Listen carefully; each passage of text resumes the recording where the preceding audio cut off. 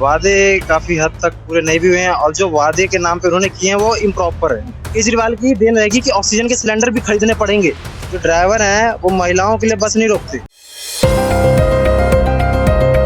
नमस्कार, मैं करण शाह, आप देख रहे हैं ये न्यूज़। हम इस वक्त मौजूद हैं आदर्श नगर विधानसभा क्षेत्र में और हम एक ऐसे बीजेपी कार्यकर्ता से मिलेंगे जो अपने क्षेत्र में बहुत बड़े-बड़े कार्यों के लिए मशहूर हैं और उनसे ये भी जानेंगे आने वाले 2025 के विधानसभा के चुनाव में उनकी रणनीति क्या रहेगी, उनकी पार्टी की रणनीति क्या रहेगी, ये सारी बातें जानेंगे। नमस्कार सर, क्या नाम है आपका? अभिषेक नाम है। सर ये बताइए कि दिल्ली सरकार ने जो वादे किए थे, केजरीवाल सरकार ने जो वादे किए थे, बिजली फ्री, पानी फ्री, स्वास्थ्य के क्षेत्र में काम करेंगे, शिक्षा के क्षेत्र में काम करेंगे और मोहल्ला क्लिनिक बनवाएंगे, महिलाओं के लिए बस सुविधा फ्री करवाएंगे। क्या एक-एक करके हमें ये बताइए क्या कुछ वादे पूरे हुए नहीं हुए? वादे काफी हद तक पूरे नहीं भी हुए हैं और जो वादे के नाम पे उन्होंने किए हैं वो इम्प्रॉपर है। जिसे आप कह सकते हो पूरी तरीके से वो काम नहीं हुआ, वो एक तरह से दिखावा हुआ कि भाई हमने ये सुविधा लिया है आपके लिए और वो सुविधा क्लियर नहीं है। हाँ। ठीक है, चाहे कुछ भी हो। आप एक देख लो महिला की बस सुविधा। बस की ऐसी स्थिति है कि बस में भीड़ बढ़ गई है, पहली चीज। दूसरी, जो ड्राइवर हैं वो महिलाओं के लिए बस नहीं रोकते। अच्छा। अगर कोई पुरुष उस वक्त वहाँ खड़ा है जिसको अर्जेंट है, जिसको बस लेनी है और वहाँ महिलाओं की भीड़ है, तो वो बस वाला वहाँ नहीं रोकता। अच्छा। क्योंकि उन्हें पता होता है कि महिलाएं बैठ जाएंगी।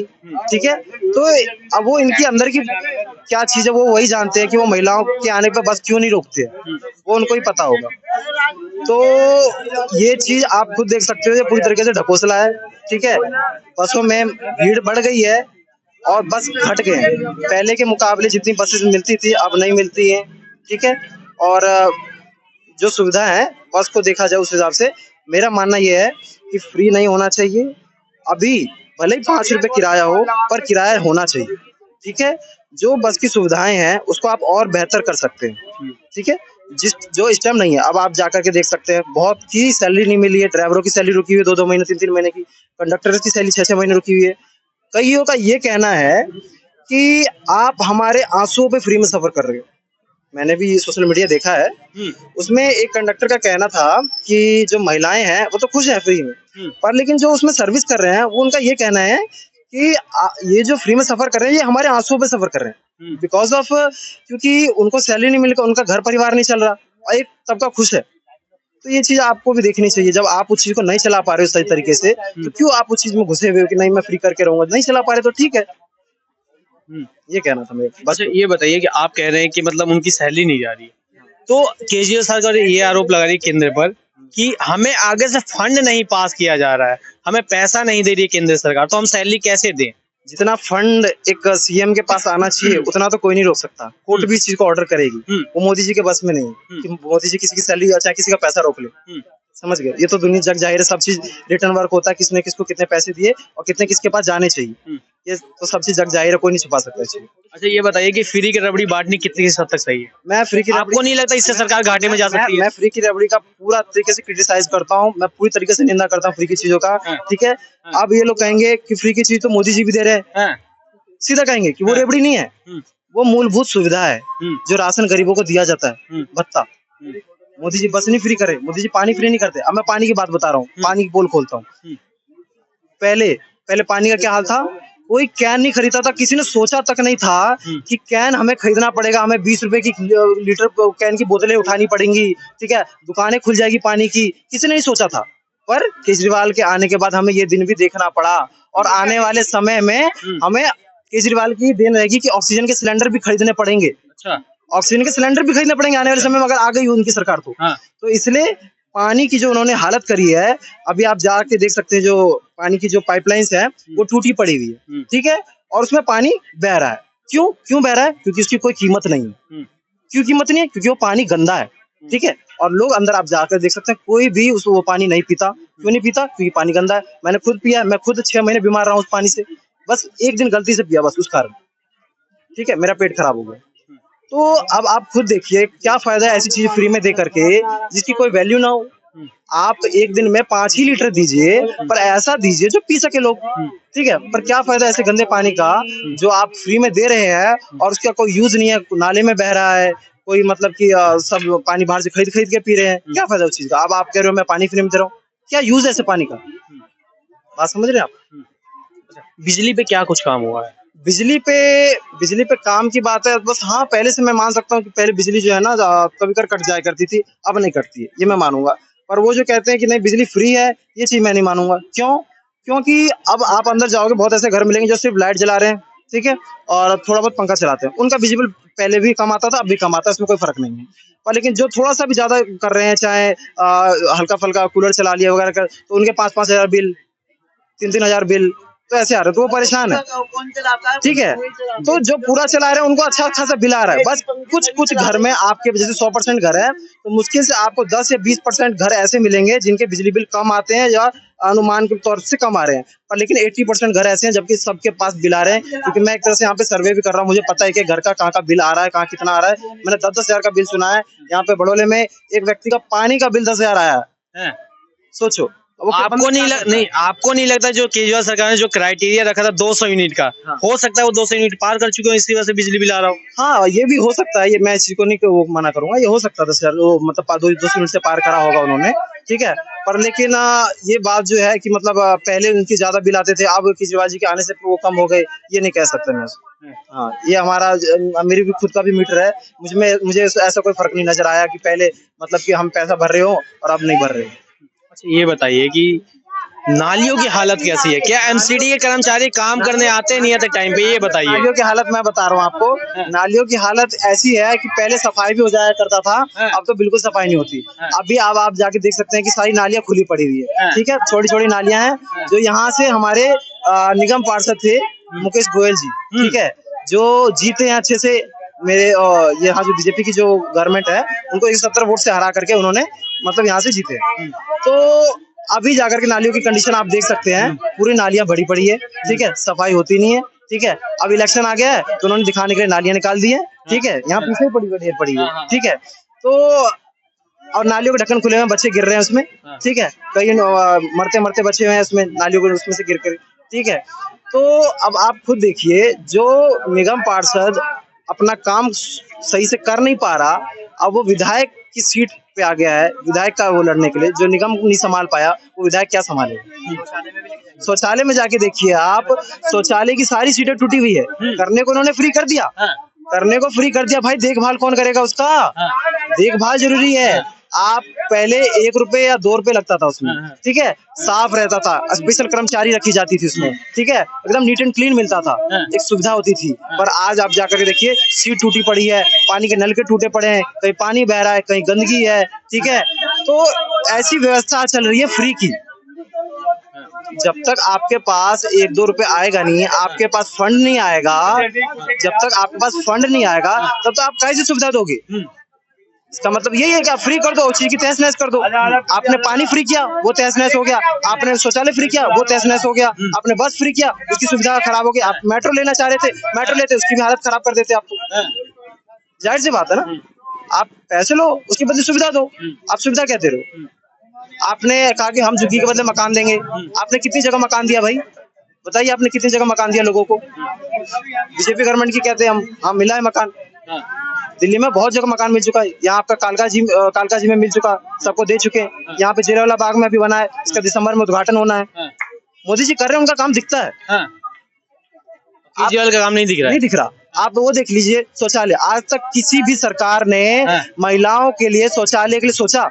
किसी ने एक कदम उठाया कि महिलाएं खुले में जा रही हैं, उनके लिए शौचालय बनवाया जाए? किसी ने सोचा आज तक? वो किसी ने सोचा? मोदी जी ने सोचा। मोदी जी ने ऐसा प्लान बनाया कि घर घर आज शौचालय मौजूद है मौजूद। गाँव की बात कर रहा हूँ। आज से 5 साल 10 साल पहले मैं गाँव जाता था तो सड़कें एकदम टूटी पड़ी रहती थी, गाड़ियों से जाते थे तो एकदम कसरत हो जाती थी, इतनी गाड़ियां हिलती थी।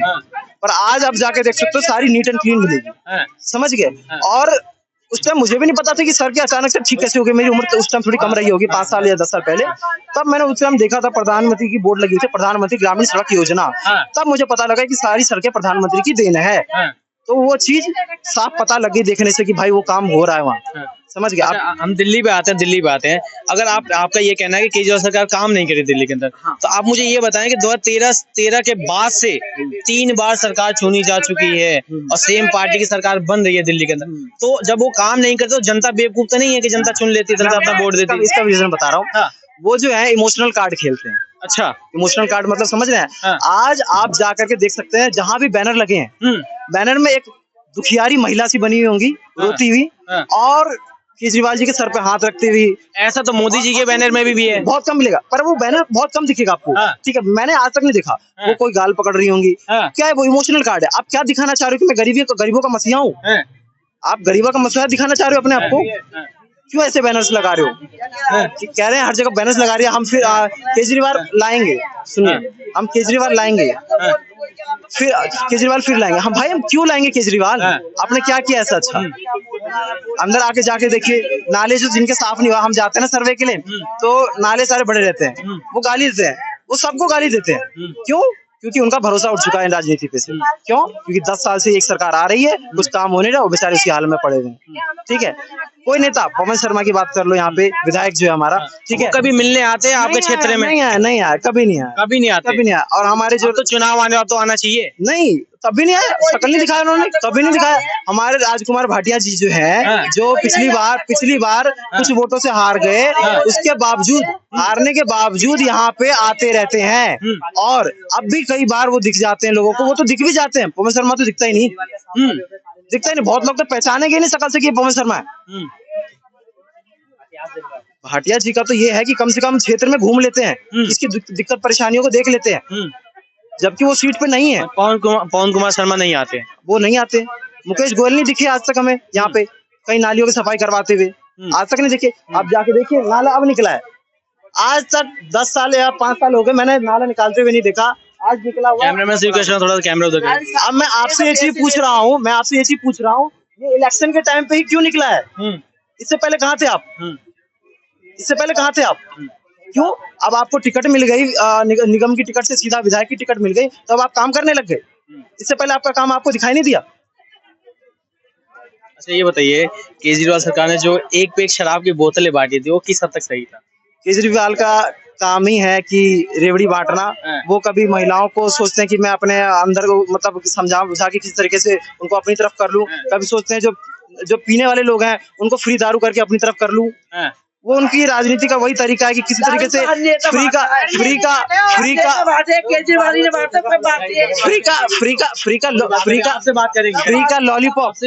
फ्री का लॉलीपॉप, ये इतनी गंदी चीज है, ये इतनी गंदी राजनीति है। इससे क्या होगा, एक लोगों में एक लत लग जाएगी कि फ्री फ्री फ्री। ठीक है, मजबूरन भाजपा को भी फ्री की योजनाएं लानी पड़ेगी, इससे देश या दिल्ली की व्यवस्था चरमराएगी। ठीक है, आज दिल्ली घाटे में चल रही है। ठीक है, आने वाले समय में बीजेपी को भी इस चीज में, अगर गवर्नमेंट हमारी आती है तो बीजेपी को भी इसी फ्री में देनी पड़ेगी। ये एक गंदी राजनीति की तरफ लोगों को लेके जाया जा रहा है। ठीक है, ये दिखाया जा रहा है कि नहीं, सरकारें सब चीज फ्री देंगी। क्यों फ्री देंगी? एक जो रिसोर्स आपको मिल रहा है, एक उसकी निश्चित कीमत होती है, उस कीमत पे ही वो चीज आपको मिलनी चाहिए। किसी भी चीज को फ्री में देना गलत है। ठीक है, उसका एक तरीके से जो चीज फ्री हो जाता है तो उसकी कीमत खत्म हो जाती है। ठीक है, जैसे आज इस टाइम पानी की कीमत खत्म है यहाँ से। ठीक है, उसी तरीके से जो चीज फ्री में होगा उसकी कीमत खत्म हो गई। अच्छा ये बताएं, दिल्ली कानून व्यवस्था कैसे चल रही है? कानून व्यवस्था, अगर हम कानून व्यवस्था की बात करें तो कुछ मतलब ज्यादा हम कह नहीं सकते इस मामले में। कानून व्यवस्था अभी कई मैंने सुना भी है यहाँ पे आस पड़ोस मतलब जो कांड हुए हैं। ठीक है, पर लेकिन पुलिस ने उस चीज पे एक्शन लिया है, ऐसा नहीं है कि उसको छोड़ दिया। हमारे यहाँ पे मेरे किरदार हैं, उन दो लोगों को चाकू मार दिया गया। ठीक है, तो ऐसी बात नहीं है कि उस पर कार्रवाई नहीं हुई। अब चाकू मार दिया पर कार्रवाई हुई, आज वो जेल में है।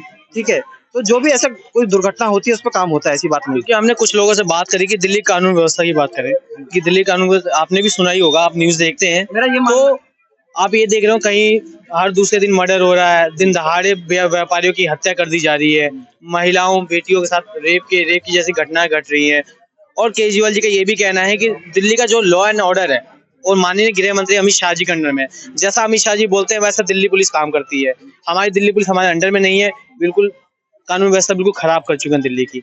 इस पे क्या कहना? मेरा ये मानना है कि जब बीजेपी का अपना सीएम होगा ना, तब पुलिस को वो अच्छे से ज्यादा वो कर पाएगी हैंडल। अभी क्यों नहीं कर पा रही? क्योंकि देखिए मेरा ये मानना है कि दिल्ली की जनता तो नहीं है ना किसी की, जनता तो सरकार की नजर में जनता सबकी समान है। तो ऐसा क्यों कर रहे हैं?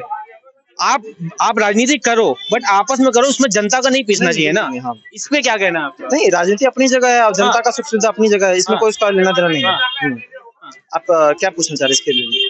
कानून व्यवस्था की बात करें, लॉ एंड ऑर्डर की बात करें दिल्ली के अंदर, तो हाँ, ये आप कह रहे आप हैं देख कि रहे हैं। आए दिन ऐसी जो घटना है, हाँ। क्या ऐसी घटना पहले नहीं होती थी? क्या अभी की बात कर रहे अभी? हैं हाँ, अभी भी है और पहले भी थी। हाँ। अब आपको अचानक से कानून व्यवस्था अभी दिख रही है। आज से 2 साल पहले, 3 साल पहले कानून व्यवस्था ठीक थी। अभी क्या हो गया ऐसा?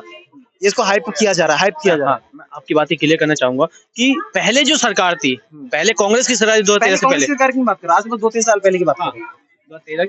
2-3 साल की पुरानी बात कर रहे हैं आप, तो आप ये बताइए कि जनता किससे उम्मीद करेगी?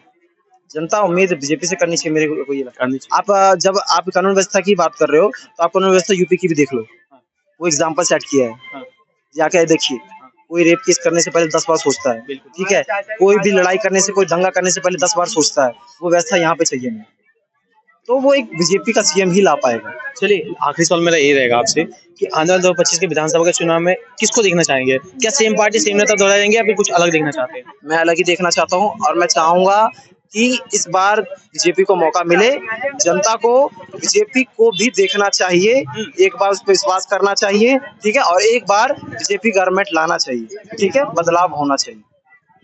ठीक है, धन्यवाद। जैसा कि हमने देखा, हमने बीजेपी कार्यकर्ता से बात करी, उन्होंने अपनी सारी समस्या को बताया, कैसी सरकार काम कर रही है, कैसे सरकार की क्या नाकामयाबी रही, सारी चीजें हमने बात करी।